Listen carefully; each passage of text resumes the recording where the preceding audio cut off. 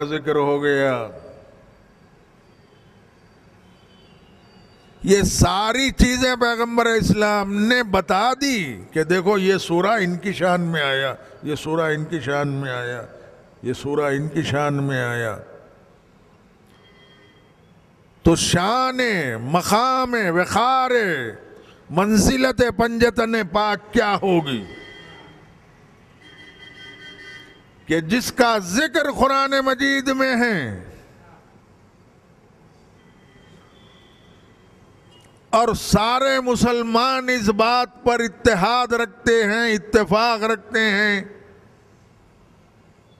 कि अमदन हो या सहवन हो, अमदन हो या सहवन हो, तशहुद में अगर मोहम्मद और आले मोहम्मद पर दुरूद पढ़ना भूल जाए तो नमाज बातिल। रुकू में अगर न पढ़े चलेगा, सजदे में न पढ़े चलेगा, लेकिन तशहुद में अगर दुरूद को भूल गया तो नमाज बातिल, अमदन हो या सहवन हो। ये किस पर दुरूद हो रहा है? मोहम्मद और आले मोहम्मद पर दुरूद हो रहा है। और आप क्या हैं? आप क्या दुरूद पढ़ सकते हैं? आपके साथ तो अल्लाह और मलाइका भी मोहम्मद और आले मोहम्मद पर दुरूद पढ़ते हैं। इन्नल्लाह व मलाइकतहु युसल्लूना अलन नबी या अय्युहल्लज़ीना आमनू सल्लु अलैहि व सल्लिमू तस्लीमा। सलावत भेजिए मोहम्मद वाले। सब मिलके एक सलावत बाआवाज़ बुलंद भेजिए।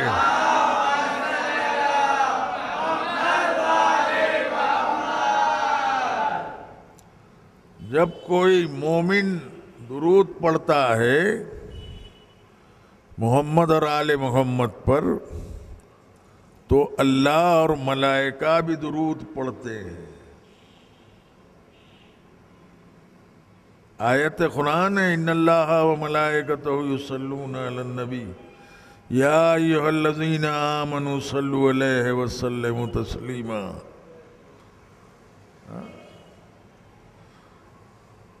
क्या मकाम पंजतन पाक है कि खुदावंद आलम दुरूद पढ़ रहा है।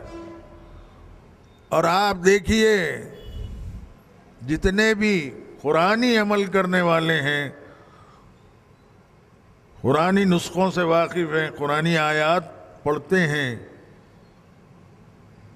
वो दुरूद ज़रूर पढ़ते हैं। क्यों? वजह क्या है? वजह यह है कि अगर हम कोई भी आयत पढ़ने से पहले 11 मरतबा दुरूद पढ़ें पहले और 11 मरतबा दुरूद पढ़ें बाद में, तो हमारा अमल कबूल हो जाता है अल्लाह की बारगाह में। बतुफैल पंजतन पाक। तो नमाज में भी मोहम्मद और आले मोहम्मद का जिक्र है। नमाज अहले बैत के जिक्र से खाली नहीं है।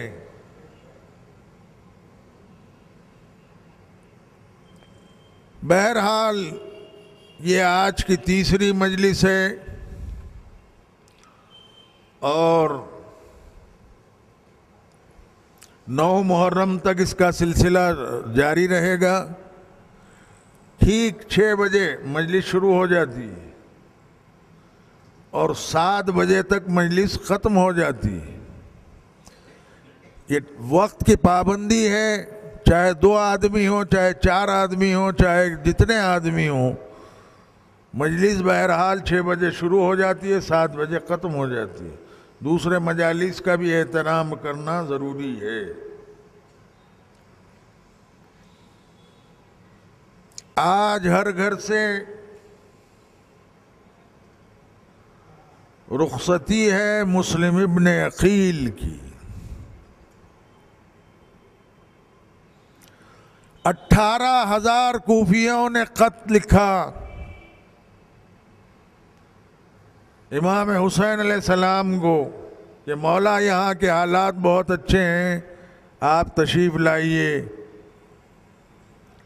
तो इमाम हुसैन ने अपना नाइब बना के मुस्लिम इब्न अकील को कूफा रवाना किया। 18,000 कूफियों ने इस्तकबाल किया। नमाज मगरिब पढ़ा। इसके बाद कहा मुस्लिम यहाँ के हालात बहुत अच्छे हैं, आप एक खत लिख दीजिए आका व मौला हुसैन को कि आप कूफा तशरीफ ला लें। मुस्लिम इब्न अकील ने खत लिखा, खासिद लेके खत चला। मुस्लिम नमाज इशा के लिए खड़े हुए। जैसे ही नमाज इशा को अदा किया, मुड़ के देखते हैं एक भी कूफी मौजूद नहीं था। रोने लगे, कहने लगे हाय मुझसे क्या गलती हो गई कि मैं मेरे मौला व आका को खत लिख दिया। अगर इमाम हुसैन कूफा आ जाए तो न जाने ये जालिमीन क्या जुल्म करें। रोते हुए एक ज़ईफ़ा के घर के पास जाके बैठ गए। वो ज़ईफ़ा ने देखा कि कोई शख्स उनके घर के पास बैठा हुआ है। पूछा कि आप कौन हैं, ऐसे पुराशोभ माहौल में क्यों आए हैं? तो आपने फरमाया मैं मुस्लिम इब्न अकील हूँ।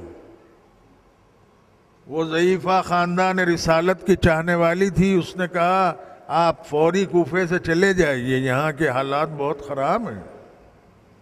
कहा कैसे जाऊँ?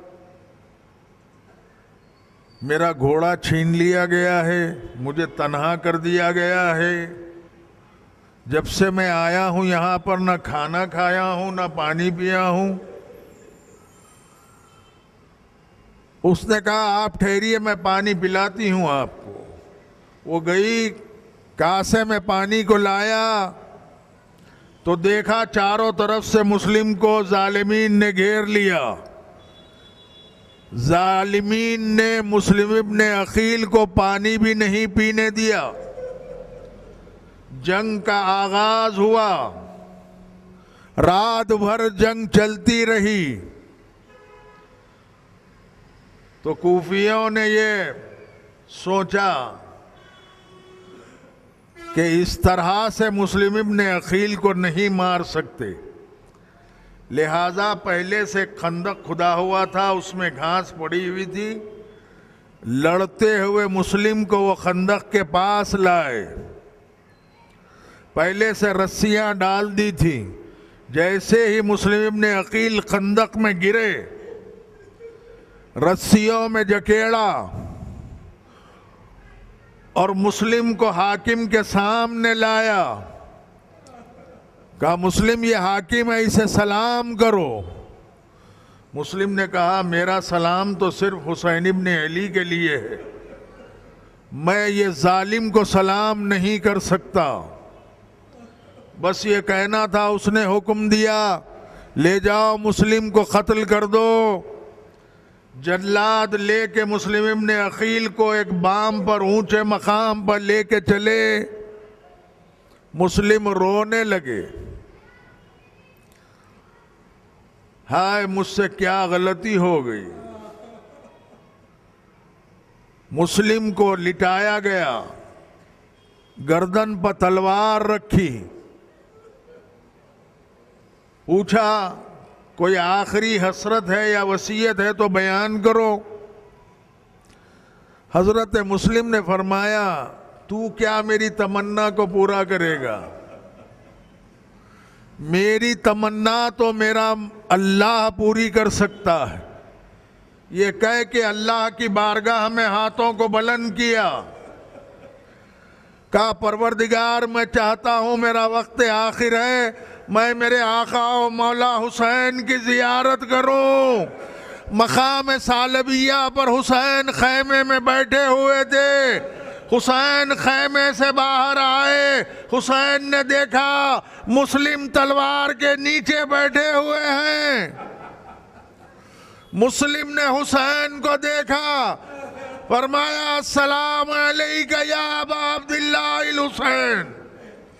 इमाम हुसैन ने पलट के जवाब सलाम दिया, वालेकुम या मुस्लिम, मेरे भाई मुस्लिम तुझ पर भी मेरा सलाम पहुंचे। हुसैन देखते रहे, जालिम ने मुस्लिम का गला काटा, सर को नीचे फेंका, जसद मुबारक को नीचे फेंका। हुसैन रोते हुए खैमे में आए, बीबी ज़ैनब को बुलाया, कहा ज़ैनब मुस्लिम की बेटी रुखैया को मेरे पास लेके आओ। रुखैया जो 5 साल की थी, अपने जानू पर बिठाया, कहा ज़ैनब खाना और पानी लेके आओ। शहजादी ज़ैनब खाना और पानी लेके आई। इमाम हुसैन एक एक लुक़मा खिलाते थे, पानी पिलाते थे, सर पर हाथ फेरते थे। बस 3 मरतबा जब हुसैन ने सर पर हाथ फेरा तो खानदान रिसालत की बच्ची थी, पलट के चचा की तरफ देखा, कहा चचा जान आप तो ऐसे सुलूक कर रहे हैं जैसे यतीमों के साथ सुलूक किया जाता है। इमाम हुसैन ने फरमाया रुखैया तेरा बाप मेरी मोहब्बत में शहीद हो गया, आज से मुझे अपना बाप समझना। मैं कहूँगा मौला आप तो यतीमों के साथ ये सुलूक करते थे, लेकिन हाय जब हुसैन घोड़े से जमीन पर आए तो अब सकीना को कोई खाना खिलाने वाला न था, पानी पिलाने वाला न था। तमाचों पे तमाचे लगाए जा रहे थे, ताजियानों पे ताजियाने लगाए जा रहे थे, गोशवारे छीने जा रहे थे।